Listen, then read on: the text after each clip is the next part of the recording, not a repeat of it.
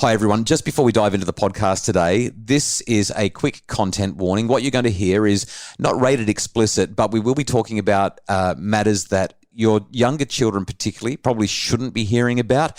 Some of the content that we'll discuss will not be suitable for younger listeners or people who are inexperienced in matters of intimacy and those related conversations. It's the Happy Families Podcast. It's the podcast for the time-poor parent who just wants answers now. Hello, this is Dr. Justin Coulson, and welcome to another episode of the Happy Families Podcast. This week, because it's a big week, actually. We've got Child Protection Week happening this week, plus Are You OK Day is this week as well. And so for the next couple of podcast episodes, we're going to be talking about some of the bigger issues that are related to these really important events on our calendar.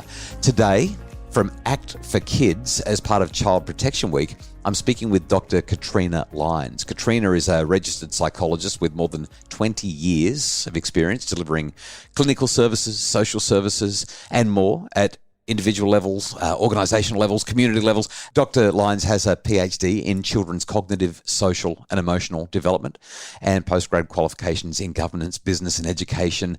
And Dr. Katrina Lyons is the Chief Executive Officer of Act for Kids.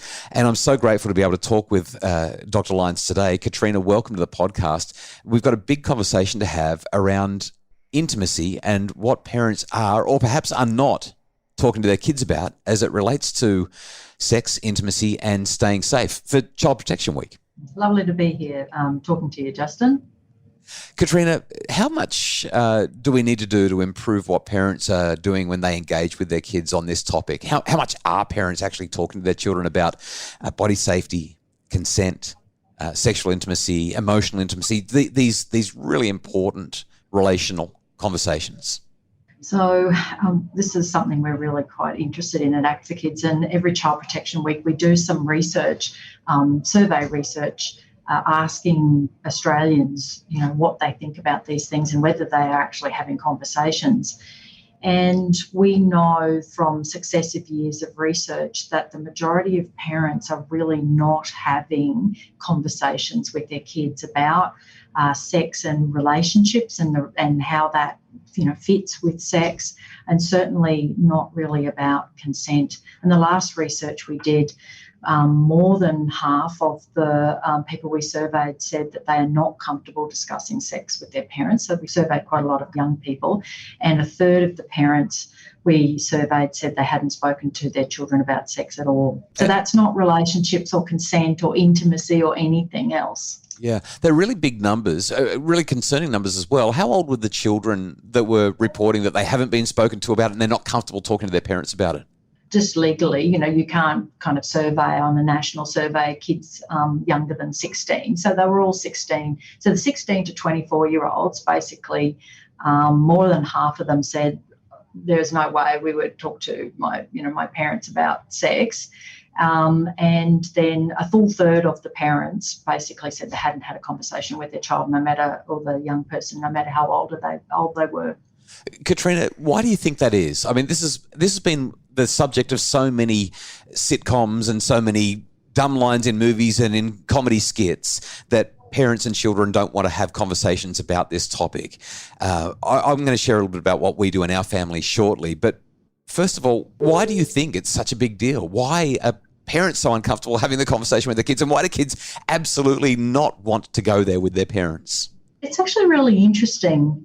I think it comes from the way Australian society views sex and nudity and, open conversations about how bodies work and all that kind of thing. I think in some ways we're a society of prudes.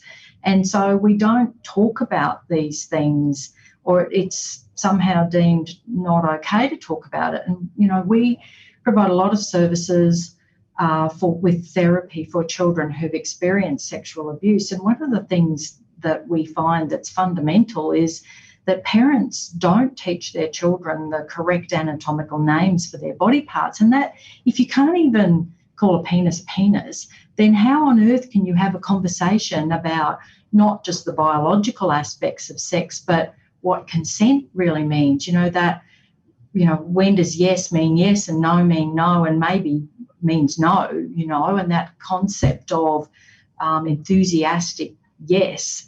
So if you're not situating sex in the relationship and intimacy and how important that is and how you, kind of go through your life, kids get these pockets of information. And because it seems shameful, because the adults don't want to talk about it, they don't want to, kids don't want to talk to the adults about it because the adults have conveyed the message that it's somehow shameful or hidden.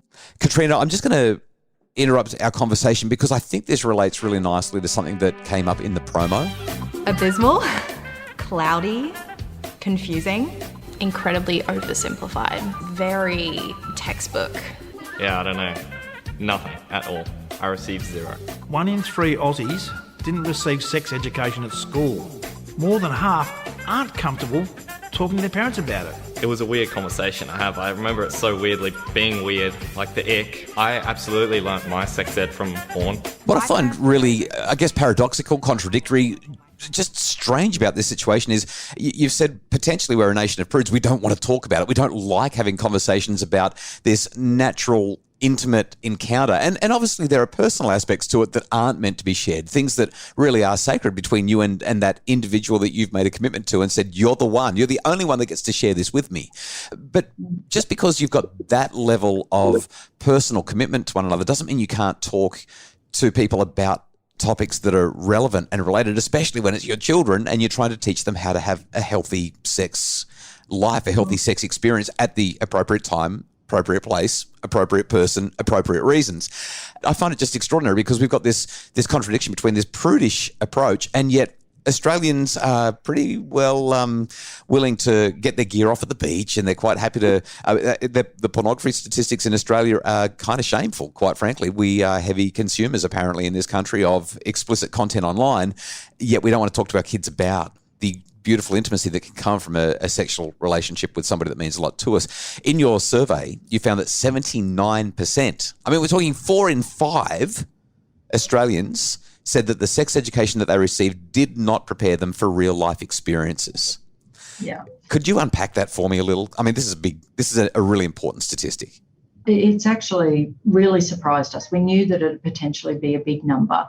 When we unpacked that, we asked people whether they got sex education at school. And so only 41% of the survey said that they actually got sex education at school. All of the people we surveyed who got sex education at school, only 19% said they learned about relationships and consent at school. So, and when we interviewed young people, which we did for the campaign, they said that the sex education they got at school was about the biological aspects of your body, so reproductive systems and, how their bodies work. And they got the talk about safe sex and sexually transmitted diseases, but there was no conversation about how sex fits into an intimate relationship or about consent or about pleasure, sexual pleasure at all. Like that's just not mentioned. And one of the things that I think we're expecting is for teachers to have this, education session where they're trying to talk to kids about sex, safe sex and STIs, but they're the wrong people, I think. Those conversations should have been started from when kids were tiny things, when you're just having, regular everyday catch-ups about stuff or conversations about things. And I know you talk about this all the time, but, when you're having, it's opportunistic. When you're having a bath with a, toddler or a little one, you're bathing them, you tell them the names of their body parts, and people do it for knees and toes and ears and things, but, you can do it for private body parts. And then you can explain that these are your private body parts and you touch them to keep clean and healthy and all of those kind of things. And then as they get older, they're curious and they ask more questions, but you just need to answer the questions. So if you're having the conversations when they're little ones, it's not a big deal when they're a teenager and they're actually they've got a girlfriend or a boyfriend and they're interested in what a relationship is like and where sex fits into that. And that's, I think, the big gap is we're expecting teachers to do all that. But as parents, we need to be doing all that. And so it's equipping parents with the skills to do that. Katrina, I had a conversation with some parents just the other day. I was wandering the neighbourhood, bumped into a couple of people that I knew, had a chat with them, and for whatever reason, this topic came up. And one of the dads in the group really explicitly and simply said, yeah, I leave that up to the school. The school can teach my kids all about that. And I looked at him and said, have you got any idea what the school's actually teaching them? He said, no, but it'll be right. And I made the analogy or the comparison. I said, sex education at school is like labour education at the hospital. You don't learn anything meaningful or anything useful there. And I don't say that with any disrespect to teachers who are doing the very best job that they can under really challenging conditions. But you don't learn how to support your wife as she goes through labour. The woman doesn't really learn exactly what the labour is going to be about and how she can ask for her husband or partner to advocate on her behalf as she's going through it. There's so much more to it. And we're just, like you said, it's a biomechanical, biophysiological conversation rather than a conversation about intimacy and relationship and female pleasure. And we've just got so much that we need to do at home. And as you've shown in the statistics you've collected, parents just aren't having these conversations. After the break, Katrina, I want to talk to you a bit about what my family's decided to do to make sure that we're having this conversation with our kids and why. But I also want to ask you about the pressure that both our boys and our girls are experiencing when it comes to their sexually intimate encounters. Just when you think you've got this parenting gig nailed, your child hits some new milestone that leaves you figuratively banging your head against the wall. You wonder, where's the instruction manual? Your growth guide is that instruction manual, a webinar outlining basic milestones so you know where your child's at, where they're going, and what you can expect. Get insights, reassurance, and support from your growth guide. Available online at happyfamilies.com.au. It's the Happy Families Podcast, the podcast for the time-poor parent who just wants answers now. My guest today is the CEO of Act for Kids.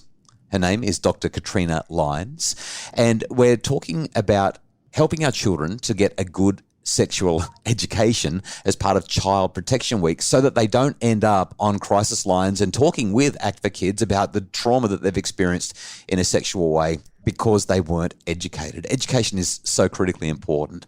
Dr. Lyons, in your survey, you found that there's a heavy and high level of pressure that too many boys and girls, adolescents, are experiencing when it comes to their first and even subsequent times that they're involved in a sexual encounter. Yes, and that was really worrying for me. And even with all the the media concentration on consent and issues that have come out in the last few years, we realise that very few young people are actually learning explicitly about consent.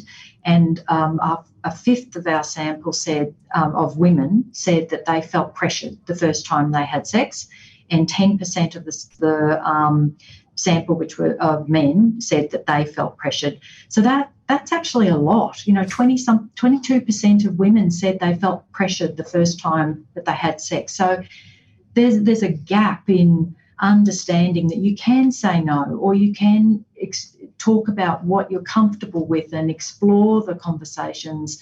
And it's applicable for girls and boys, but it's obvious it's harder, or the situation is different for girls. Katrina, when I hear you share statistics like that, it makes me remember what the research seems to show, and that is that boys tend to be the accelerators, girls tend to be the brakes. And this research helps us to emphasise that we need to teach our girls, because the world is not perfect, we need to teach them how they can protect themselves, because we just don't want any more of our daughters to be victims. I'm not saying, by the way, that all boys are going to be out there perpetrating either, but we need to teach our boys what consent is and what a healthy sexual relationship looks like, so that they don't become accused of or become guilty of being a perpetrator as well. There's so much in this. I want to share a story with you, if I can, as it relates to exactly what you're talking about here. Some months ago, I had a conversation with a young woman who had been on a first date with a boy who didn't seem to understand boundaries and didn't seem to understand any kind of appropriate expectations. In fact, what I think had happened is that because of his consumption of pornography, because of the quote-unquote locker room talk that he and his buddies had been involved in, and perhaps because of previous sexual experiences, or at least bragging about those previous experiences, he simply expected that there was a script that was supposed to be followed on a first date or on any subsequent date, and he used his hand to force this girl's head into a position where a sex act could be performed on him that she was not consenting to, but she was too afraid or too unable. I don't know if it's fight, flight, or fear, or freeze, or fawn, or any of those different things that can come up, but she was unable to articulate a no.